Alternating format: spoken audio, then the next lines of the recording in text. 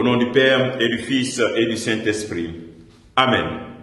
Viens, Esprit Créateur, visite nos esprits, remplis de ta grâce les cœurs que tu as créés.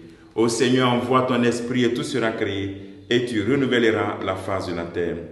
Bien-aimés dans le Christ, nous sommes aujourd'hui lundi 13 mai, et nous faisons cette mémoire facultative de Notre-Dame de Fatima, que par son intercession, le Seigneur accorde grâce et bénédiction dans chacune de nos vies et nous accorde la guérison de nos différents maux. Et l'évangile qui nous est proposé en ce jour est tiré de Jean chapitre 16, versets 29 à 33. Et nous lisons.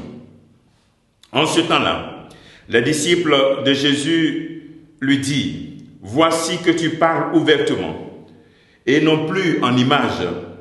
Maintenant, nous savons que tu sais toutes choses et tu n'as pas besoin qu'on t'interroge.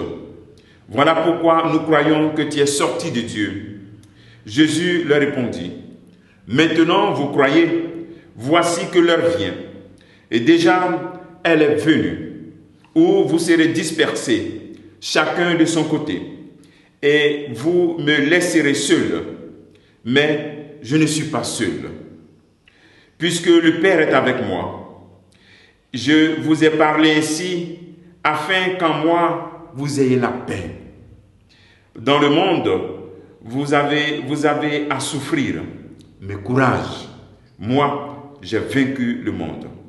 Acclamons la parole de Dieu, louange à toi, Seigneur Jésus.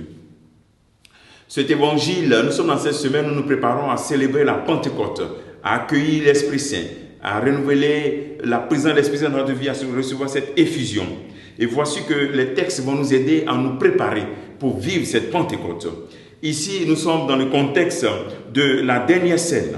Ce repas fraternel, ce repas d'adieu, ce repas un peu de tristesse, puisque le Seigneur sait ce qui va se passer. Ce repas d'attente. Jésus annonce la promesse aussi de l'Esprit Saint à travers ces paroles. Jésus va quitter le monde, il va vers le Père, il prépare ses disciples.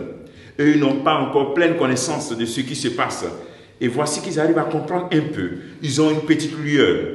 Ils ne sont pas dans la pleine connaissance. Le Christ continue de les instruire. Il dit, vous serez dispersés.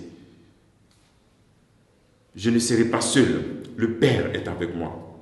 Jésus fait cette révélation pour qu'ils aient la paix. Pour qu'ils aient la paix. Vous serez dispersés. Il annonce déjà, il anticipe, il leur dit ce qui va se passer. Vous avez à souffrir. Courage. J'ai vaincu le monde.